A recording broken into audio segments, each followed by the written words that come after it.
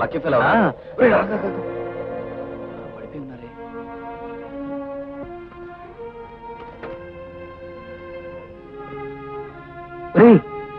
జానకి. అవును, ఇక్కడ పడిపోయింది ఏమిటి? జానక్ గారు, జానక్ గారు, జానక్ గారు. ఒరే, ఒళ్ళు కాలిపోతుందిరా. ఓపెన్ చేయి. నువ్వు డాక్టర్ దగ్గరికి వెళ్ళి ఆయన మా ఇంటికి తీసుకొచ్చి, అలాగే ఈవిడ మా ఇంటికి తీసుకెళ్తాను. Okay okay.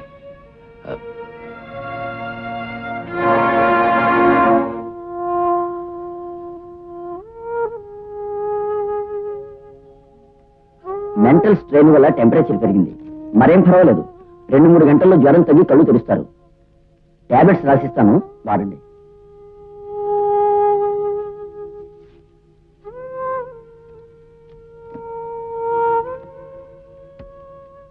Nothing to worry. వస్తాను. Thank you. ఏం పర్వాలేదు. అమ్మా, నేను వెళ్ళి టాబ్లెట్స్ తీసుకొస్తాను. జానకిని జాగ్రత్త చూస్తాను. అలాగే బాబు. పదరా.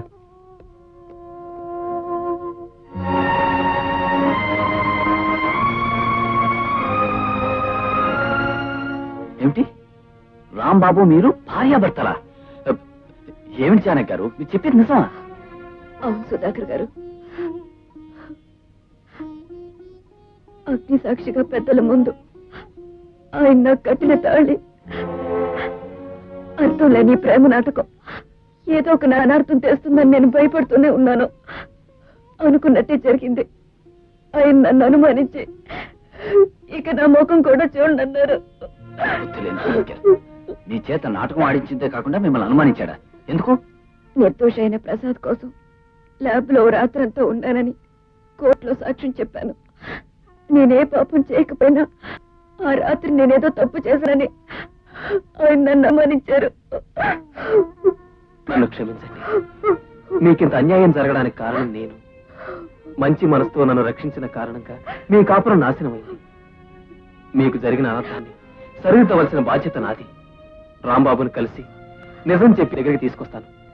అవును ప్రసాద్, అనుమానంతో మూసిపోయిన రాంబాబు కళ్ళు ఎలాగైనా తెరిపించాలి. ఒరే రాంబాబు, ఇడియట్లా బిహేవ్ చేస్తావేంటి?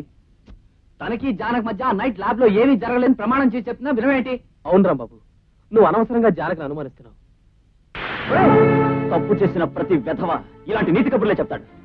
మళ్ళీ ఇంకోసారి నా కళ్ళ ముందు కనపడ్డావు, నీ ప్రాణాలు తీస్తాను. రాంబాబు వాడింత మూర్ఖంగా ప్రవర్తిస్తాడని నేను ఎప్పుడూ అనుకోలేదు. కనీసం ప్రసాద్ చెప్పేది కనుకుండా ఆవేశంతో పిచ్చివాళ్ళ ప్రవర్తించాడు. వాడికి ఎలా నచ్చ చెప్పాలో నాకు అర్థం కావట్లేదు. ఆయనకి ఎవరు చెప్పినా నిజాన్ని నమ్మరు.